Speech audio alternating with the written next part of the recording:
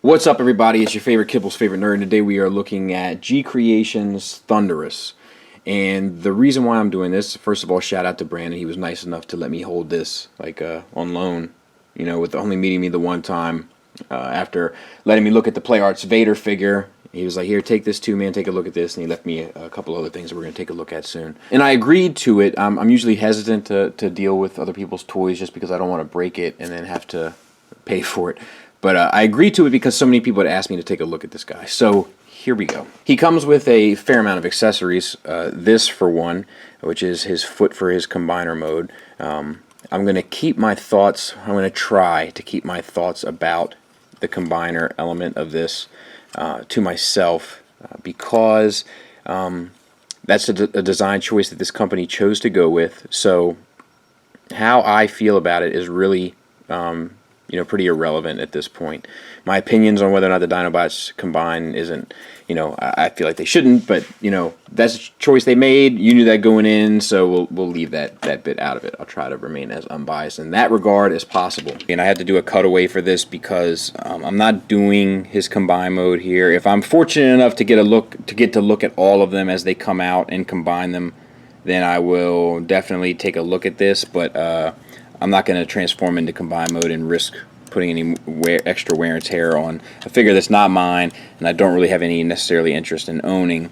It's got a ball joint in at the base of it, and then it's got a hinge here and a hinge here, and I mean the ball joint gets you a decent range for a rocker. It looks like it has potential to kind of hit all the right marks, but time won't really tell on that until they're all out, so there's no sense in really looking at how effective it will be now. I do like that it kind of sticks with the Dinobot motif.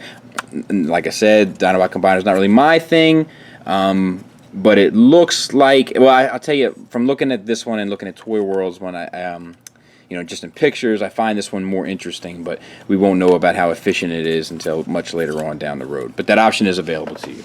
So this comes apart. And it is a tight, like a tiger fit, but it does come apart. That piece comes out, and I think this piece comes out. Yeah, and then if you want to get even more ridiculous, you can open these up, and you can plug that into his, and it's just, it's absurd, right? But you have the ability to do so. They worked it in, so cheers, I guess. He comes with these two swords. They're identical, and I have to say that I do like these an awful lot. They're not necessarily canonical, do you know what I mean? But they're still very cool looking and wicked looking. Like I like all the grates or vents and whatever this is in here. Just as a design aspect, I like that.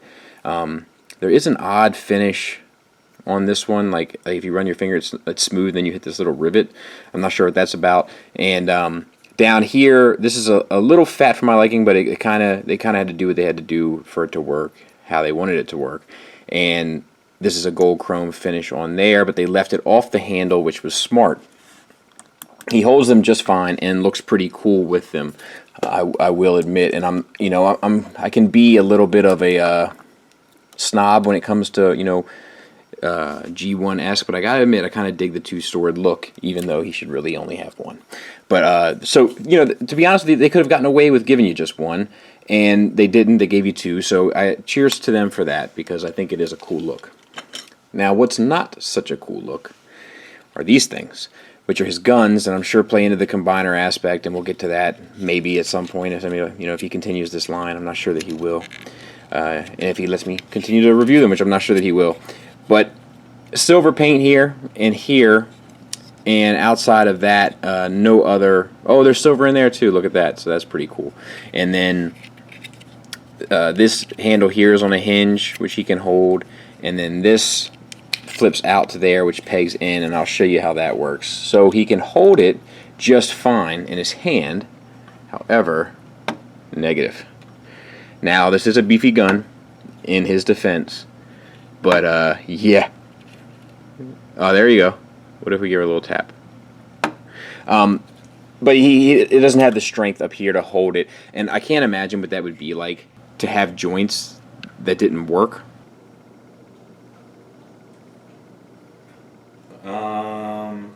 Little help?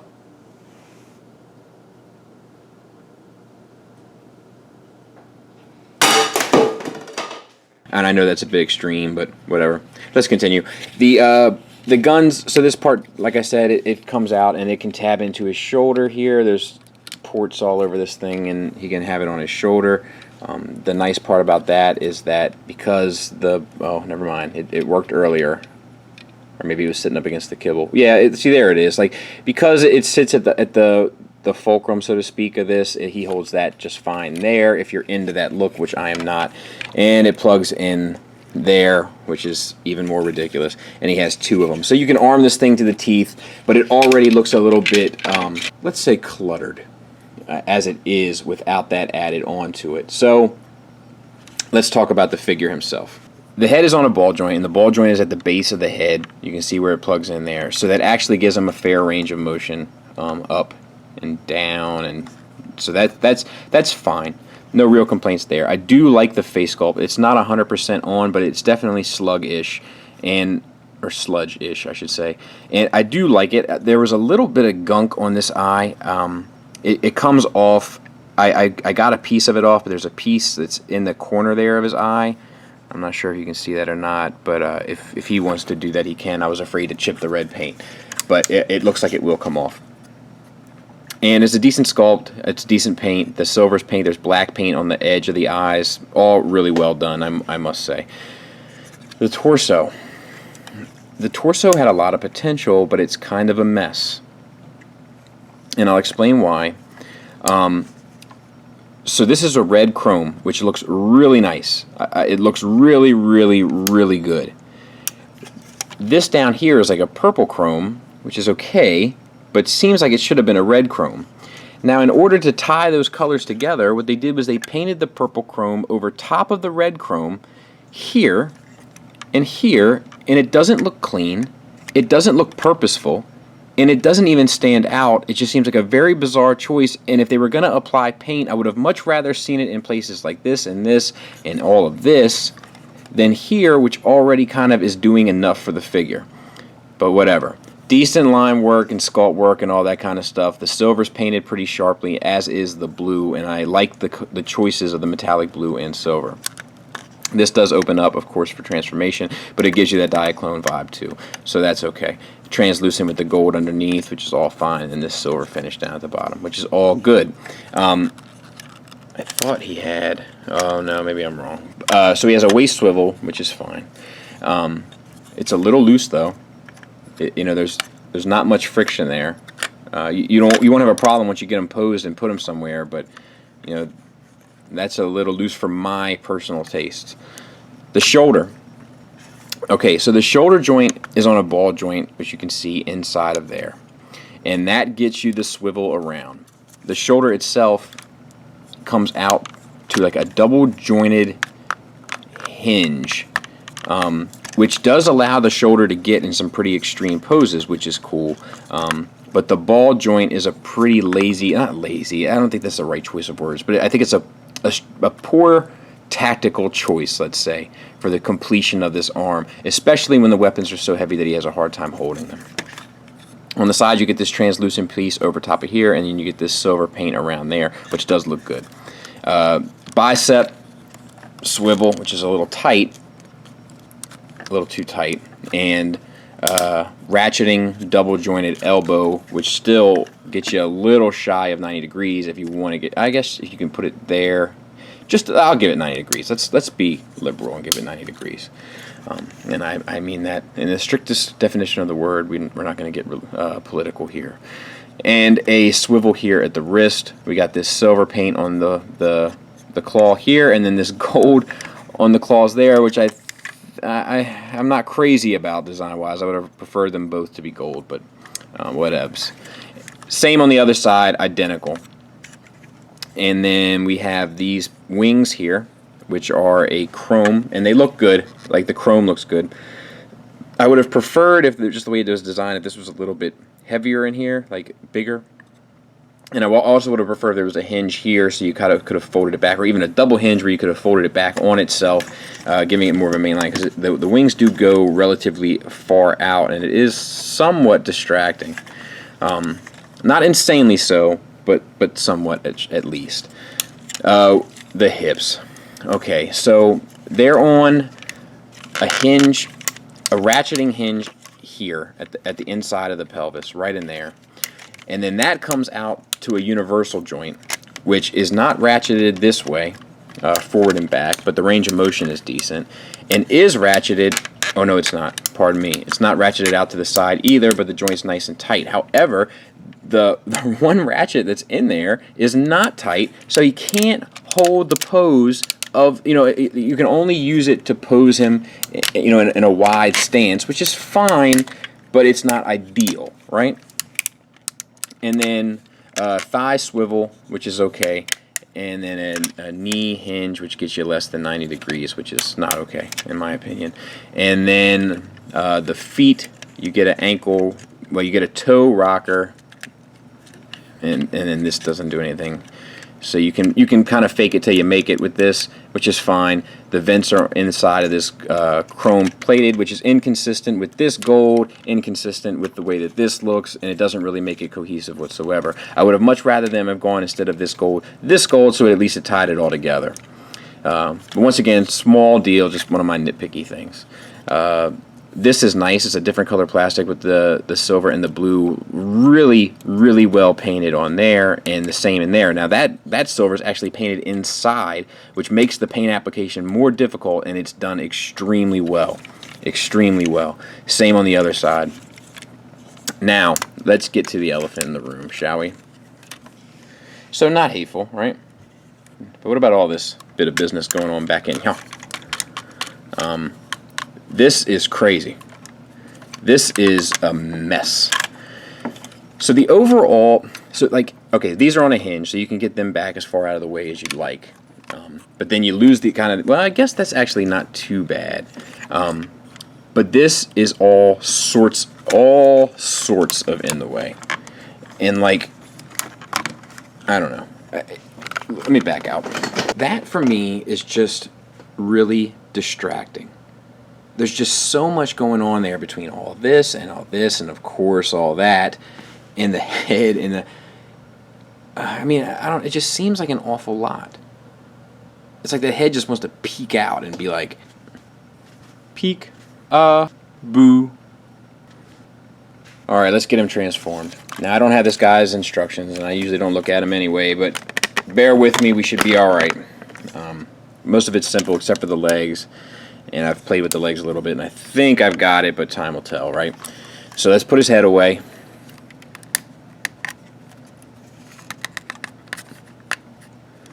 Close that up. Bring this part down here. Fold the hand in, and fold that back up. Bring in the claw so that it's flat there. Same on the other side.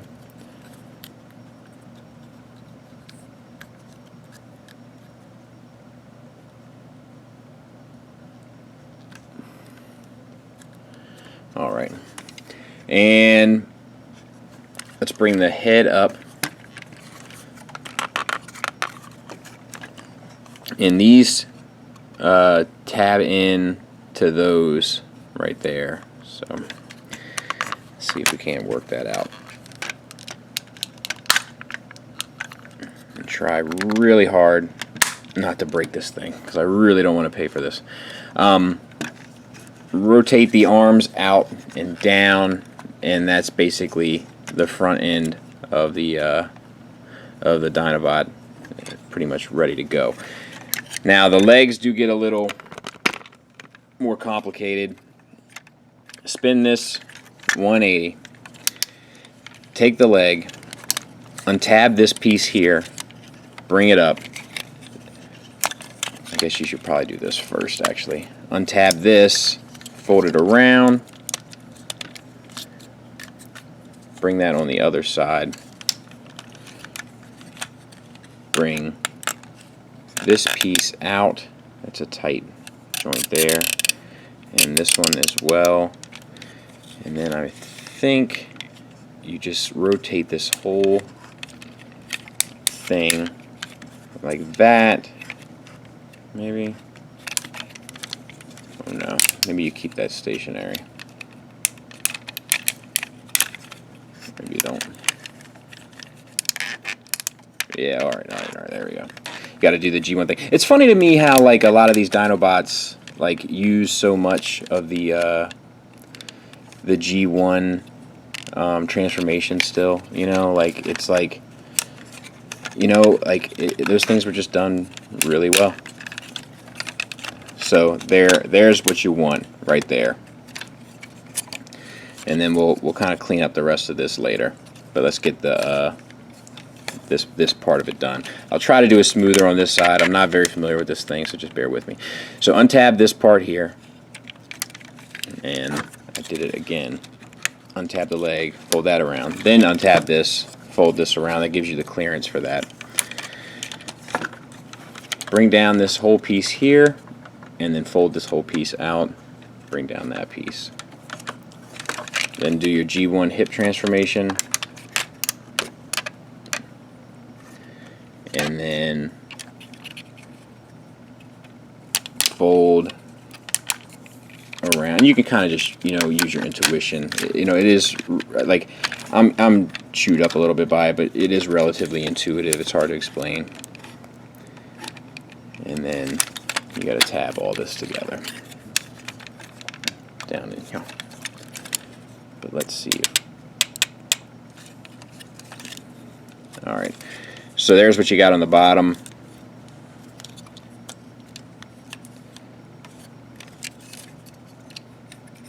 Unfold all this and fold it back around.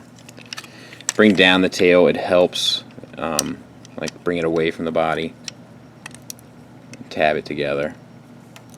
It's chrome, and even the inside parts with the pegs are chrome, so just be careful. You know. Alright. And let's get this wing out of the way. Fold this down and this up, maybe. Or maybe not. Yeah, no, fold it down, keep it down. And fold that in. And this little part here is really just to cover the hole, and so to speak, and I definitely appreciate that. There's some really cool stuff going on transformation wise with the bottom portion of this thing. And then we got to tab all this together, which for me has proven just the one time or two times now that I've done it to be a bit of a bear.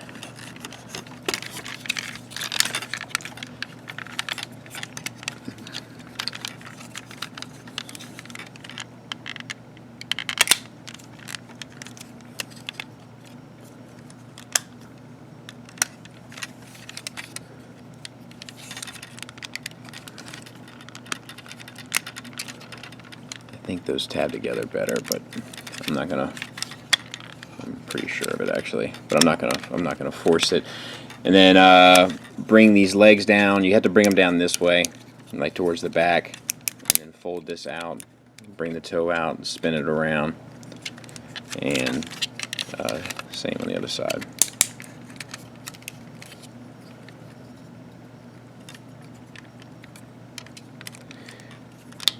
And then you push the tail up into the body cavity, and that should work just fine. Now these wings, it's very tempting to plug these wings in earlier, but you can't because this tab or peg there plugs into that port, and it secures the front and back. Oh, I missed a step and I just popped that off, but good thing I didn't break it. Okay, so you got to collapse these shoulders on those double hinges that I talked about. and it doesn't take much effort to do so. It seems as though it would, but it kind of does happen fairly naturally. So there. And then fold these up and plug them in here.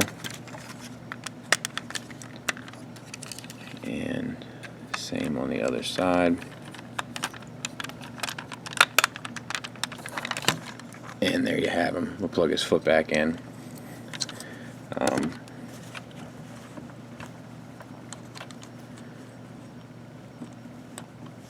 But yeah, that's him. Let me get him cleaned up a little bit and we'll take a look at him. Okay, so let's talk about him. It's not bad. Like, the dinosaur mode is okay. There's a lot of things about this that are cool.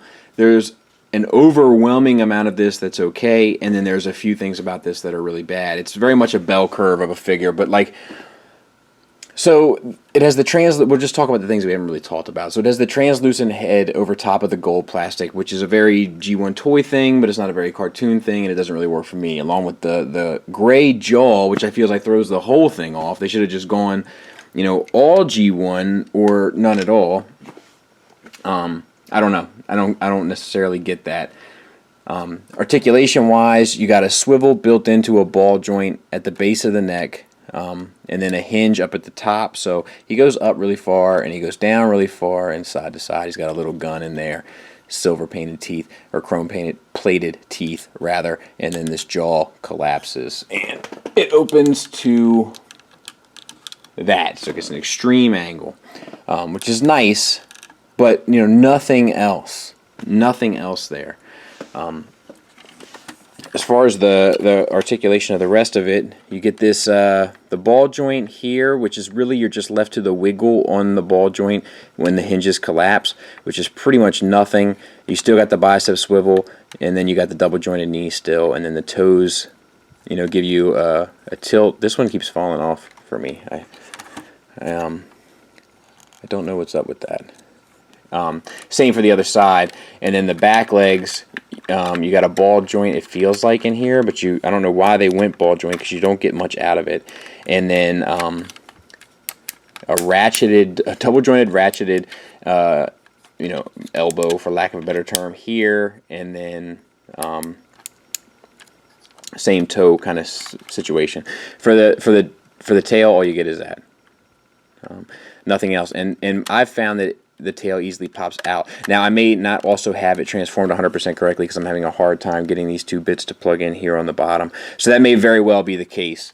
But yeah, it's okay. Of course, you can do the same thing and plug in, you know, these shoulder cannons and all that kind of stuff. I just can't express to you how much not my thing that is. Also, I can't figure out anything to do with the swords in this mode. So that's just if that sort of thing bothers you, I'm just pointing it out. So size comparisons, we can go ahead and get this out of the way. Here's the G1, and I think it's pretty obvious to tell that the G1 is definitely the influence that they were going for. It's definitely the image that they kind of wanted to capitalize on, down to like these translucent things on the hips, the overall kind of like transformation, even like the way that these fold up. Legs not so much, but the arms, chest, you know, the head of the thing, and then the hips even. Like, there's just a lot of similarities there. And in all fairness, it's a decent homage to it. And if you were curious if you could fake it till you make it, it doesn't feel right. It looks right here because of the perspective, but it doesn't feel right. He feels too small to go with Masterpieces. He's definitely intended for the Chug collection. And speaking of the Chug collection, that does feel pretty appropriate. There he is next to Generations Warpath, and like I think that he sizes up well for your Chug scale. There he is next to his G1 counterpart, and I think it's a pretty faithful evolution. I think that the G1 kind of gets the head a little bit better, but I mean, obviously this is a better toy, as it should be. It's, you know, a huge price point, and 30 years later, you know, piggybacking off of companies that have done it before them, so this should definitely be better, and it is, but I think that for some reason the face on this one feels a little bit more sludgy to me. And there he is next to a Masterpiece car, because reasons. Final thoughts, this is a real mixed bag. So for those still on the fence, I'm going to do what I can to explain this figure. There are some joint issues, namely in the shoulders, and the hips can get a little wobbly from time to time, especially depending on the modes, the way that you have them positioned. So because the weight, like I think there's some die cast maybe down in here somewhere. I'm not good at discerning that sort of thing, but it does have some weight to him. So when you pick him up and the weight isn't centered straight down, there's a good chance it's gonna throw the hips about. He's not floppy. There's just these ratchets are the only ratchets really in him that are weight bearing, and they should have been stronger. The ball joints in the shoulders suffer from being ball joints and having huge oversized guns, but as long as you don't put huge, ridiculously oversized guns in his hands, you won't have a fine posing him with the more standard weaponry. There is plenty of articulation, although it would be nice to have more down in here. There's plenty of articulation up in this section to kind of get the pose that you would want. There are some bizarre paint choices, like I said, going on in this torso, but they're easily forgivable in terms of how this figure would display on your shelf. What's not as forgivable is all of this. Is all, like, there's this. These are kind of extreme. You can angle them back, but then it sits further back, and then you've got feet hanging off of it. You've got tail hanging off of it. It's not a very clean bot. Now, I understand that Sludge is not the easiest one to do, but I think that what G1 did, that this guy maybe should have taken into account, is tuck the head of the robot into the back of the neck of the Dinobot. If it would have done that, I think you could have tucked the head into that portion, and you could have kept the hollowness in the torso to be open to collapse the neck on top of itself and somehow tuck part of it away up in there. I'm not an engineer. I have no idea what I'm talking about. I'm just saying, from a guy who buys a lot of toys, it seems like that would be possible. And then, of course, my own other last personal gripe is definitely a personal one, but I don't like these golds and these golds not matching. That little stuff like that irks me to no end. As for the positives, he's very reminiscent of the G1 toy, and the transformation is also reminiscent of that same toy, as well as being updated, especially in the legs, and being kind of fun and enjoyable while being interesting enough and keeping your attention.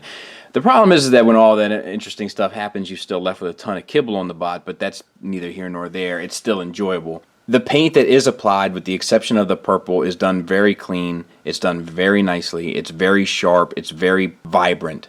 I think that where this figure would shine is, for one, if you're the guy that needs your Dinobots to combine, this I feel like is the one to go with over the Toy World one, just based on aesthetics and G1 likeness. I think that that's a good purchase. I think that if you are a hardcore Chug collector and you need a set of G1 Dinobots to fit with your Chug collection, this is probably the route that you want to go. I don't think there's another route available to you that's as good, even though this one is far from perfect. In the end, there's a lot of things that are easily overlooked. But one thing that's just not overlooked and remains a constant reminder of the issue of this toy is all of this stuff in the back. You just can't overlook it because it's very much in your face, and it makes the toy kind of a mess in robot mode. If you're planning on having him in Dino mode, the only real problem is the lack of articulation in the neck, but outside of that, he'll sit very nicely, and if you get the other 4 to the set, I would fare to wager that you'll be pretty happy having them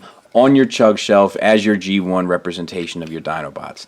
Outside of that, if you don't have that sort of a collection and you're not into the Dinobots combining, I would say this guy is not worth the money. If you do have that collection and you do need your Dinobots to combine, this is probably the route that you want to go. It's not going to completely satisfy you, but I don't think that there's another option as good. This is a difficult one to explain because I thought he was going to suck, and he doesn't. But he's definitely not a home run. Thanks for listening. Thanks for watching. Until next time, take care.